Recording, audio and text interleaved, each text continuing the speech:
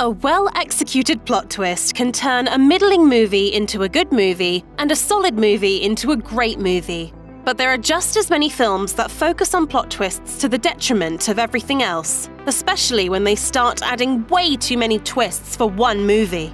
Major spoiler alert for the following films.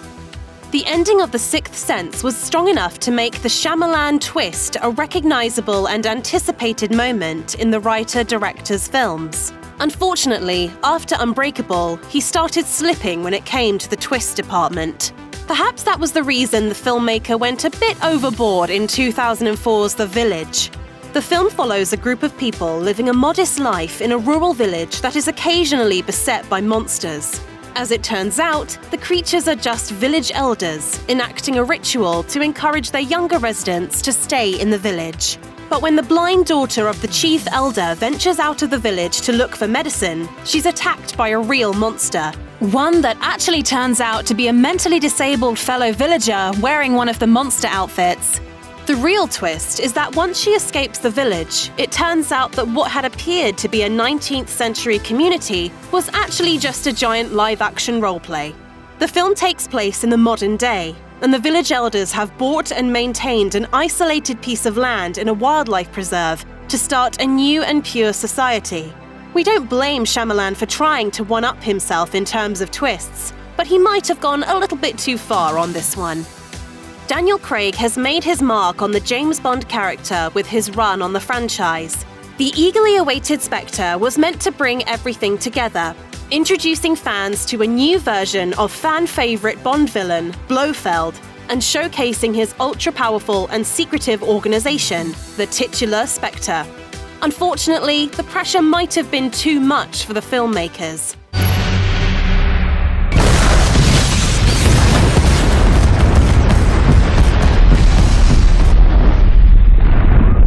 Spectre is a completely bonkers film that links together all of the previous villains in the Craig films into being part of the titular evil organization. As if that weren't enough, it turns out that Blofeld is actually Bond's foster brother from childhood, who built his entire evil organization for the purpose of destroying Bond, who he sees as a rival for his father's attention. Rather than expanding the world of the franchise, the plot twist shrinks it all down. Instead of going on adventures and proving himself as a super spy against all manner of charismatic supervillains, it turns out that the through line of Craig's Bond films was just a family squabble. With half a dozen Mission Impossible films showcasing new and inventive ways for Tom Cruise to nearly kill himself for our amusement, it might be hard to remember how convoluted and confusing the first Mission Impossible is. While later films in the franchise would draw upon misdirection and trickery, the actual plot itself usually isn't hard to follow. That's not the case with the first film. Abort! Do you read me? In 1996's Mission Impossible, a routine IMF operation goes wrong when Ethan is accused of being a mole and hunted down by his own organization, a common occurrence in the franchise. In order to clear his name, he has to break into the CIA headquarters to steal a list of CIA cover stories that the real mole was trying to sell to an arms dealer. So in order to find out the real mole, Ethan has to pretend to be the mole, steal the real list to replace a fake list, then make sure the real list doesn't actually make it to the arms dealer, while also trying to stop the real mole from stealing the real list, all while staying alive and out of jail. Simple, right? That's not even mentioning the disavowed IMF agents, triple agent femme fatale, and eerily realistic human face masks. Thankfully, most of the films following stuck to simple plots and insanely complicated stunts, instead of trying to outsmart audiences with a confusing story. Is A Simple Favor a Paul Feig comedy played extremely straight? Or a murder mystery drama with over-the-top characters and plot twists? Maybe it's both. Either way, it's a movie with a ludicrous number of insane plot twists that read like half a dozen Agatha Christie novels were stitched together. Anna Kendrick plays Stephanie, a mummy vlogger who falls into an increasingly intimate friendship with Blake Lively's Emily. When Emily's body turns up a little while later, Stephanie suspects that Emily's husband, Sean, killed his wife in order to collect on her life insurance. That's when things go totally off the rails. Emily's body wasn't really Emily at all. Instead, it was the body of Emily's twin sister, Faith. Emily's real name is Hope, and she plans to pin the death of her twin on Sean as revenge for him sleeping with Stephanie. It's all very soap opera. Ultimately, the day is saved when a fake plan to extract a confession from Emily with a fake gun is interrupted by Emily trying to kill Sean and Stephanie with a real gun, which is then interrupted by a SWAT team that was watching the events happen on Stephanie's mummy vlog livestream. Simple. I can't keep track of any of it anymore! Twists and turns are part and parcel of the mystery genre, but A Simple Favor just feels convoluted by the time the credits roll. When a movie is packed to the brim with beloved actors, it could end up like a Coen Brothers film. Or you could get Collateral Beauty. Sure, it stars an absurd number of gifted actors like Keira Knightley, Helen Mirren, Kate Winslet, Edward Norton, and Will Smith, but despite the on-screen talent, this movie is out of its mind. So what's this star-studded film all about? Well, the story follows Howard, an advertising executive who lost his daughter to a tragic accident years earlier. Ever since, he's been writing letters to the abstract concepts of love, time, and death. Meanwhile, his crooked business partners and estranged friends discover this habit and hire actors to portray the three abstract concepts. Why? They want to film Howard talking to them, erase the actors digitally, and then submit the recording to prove that Howard is unfit to lead the company that they all work at. Meanwhile, Howard befriends a divorcee whose own daughter died suddenly. By the end of the film, she turns out to have been Howard's actual wife, and the two have been treating each other as strangers the whole time for some bizarre reason. In the end, Howard does actually leave the company when his estranged friend's plan is implemented perfectly, but he forgives them because they were doing it to help him. Oh, and the actors playing love, time, and death actually are the personifications of love, time, and death, who decided to help Howard and his friends learn to love again. Talk about a head trip. Even if you enjoy predicting plot twists before they happen, chances are good you won't be able to guess the old secret Nazi diamond one until after watching Inside Man. Pay strict attention to what I say because I choose my words carefully and I never repeat myself. The film focuses on a bank heist and the hostage negotiator trying to keep the crooks from killing any of the regular people trapped inside the bank with them. And as it turns out, the entire robbery is fake, or at the very least, the bad guys' weapons are.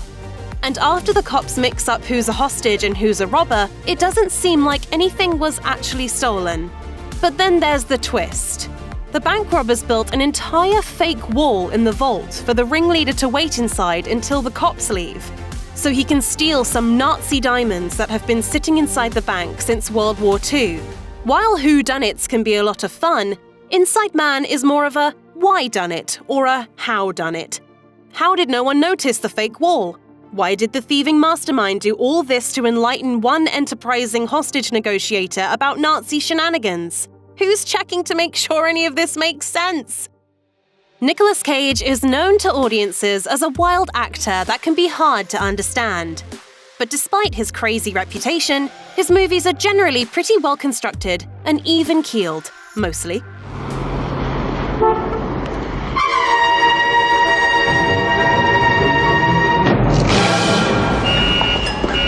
That isn't the case with Knowing, a film about how Cage's astrophysicist character is the only one who can stop a global extinction event. After his son discovers a series of numbers buried in a time capsule that correspond to various disasters in history, Cage notices the numbers also predict disasters that haven't happened yet. Worse, one disaster promises to wipe out the entire planet. Nicolas Cage using math to save the planet from global extinction is a fine premise on its own. But that's before Knowing hits its stride. Throughout the film, mysterious strangers have been following Cage's son, and it turns out they're actually aliens gathering up the world's children to take them to another planet for some reason. Cage's character is left alone on the planet to die as every living organism is reduced to ashes by a solar flare. What does it all mean? Math is useless. J.J. Abrams' Star Trek reinvigorated the flagging franchise with an updated aesthetic, a young new cast, and a convenient explanation about how it's a parallel story to the original Star Trek television show instead of simply being a reboot. Following that success, audiences everywhere were eager to see what the sequel would do with the newly fertile story space. As it turns out, Star Trek Into Darkness was basically just a remake of Star Trek II: The Wrath of Khan, despite many interviews from the filmmakers denying it beforehand, to the point that Abrams publicly regrets the secrecy. Benedict Cumberbatch playing Khan might be too much for many fans, but things get even worse when Captain James T. Kirk sacrifices himself to save his crew in a nearly identical inverted shot from Star Trek II, where the original Spock also takes one for the team.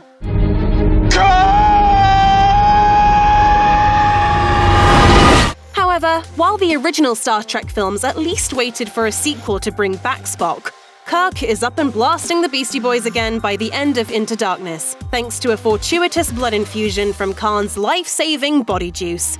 In other words, just watch Wrath of Khan instead of this darkness. Twilight Breaking Dawn Part 2 holds the fewest plot twists here, but that's just because the filmmakers only needed one to cross the line into too many territory. The story of the films are simple. Human Bella Swan is enamored with her vampire boyfriend Edward and wants to marry him and become a vampire, in that order. By the time Breaking Dawn rolls around, Bella is newly turned and forced to team up with her vampire in-laws to battle against a secret vampire society that wants to kill her half-vampire baby. That's when things go off the rails. Bella, her vampire family, her werewolf friends, and the evil vampire society start killing each other in increasingly violent ways. It's a frenetic turbine of CGI carnage that ends with most of the fan-favorite characters dead. It's also a complete fabrication, a psychic vision from one of the super-powered vampires to show what would have gone down had the battle actually happened. For mega fans of the book, it likely left them tense in their seats. For everyone else, the revelation that it was all a dream probably left them scratching their heads. Either way, one plot twist was one too many. If you heard anything about Netflix's original horror movie, The Perfection, chances are good that you were encouraged to go in as ill-informed as possible. That's because the film has so many twists that part of the pleasure of it is feeling unsure of what the actual story is about. And partly because it doesn't really hold together by the end. True, the film starts simply enough. Charlotte, a former cellist prodigy, is forced to hang up her bow to take care of an ailing mother. In turn, her former mentors have found a replacement in Lizzie. That's when things get weird. Lizzie seems to get infected by an earlier foreshadowed flu, which eventually culminates in her vomiting up wriggling maggots and chopping off her own arm to stop the bugs inside her body from devouring her. But actually, the entire sequence was engineered by Charlotte, who drugged Lizzie in order to ruin the younger woman's musical career. Pharmacy is open for business. What is that? Hair of the dog? It's the best cure.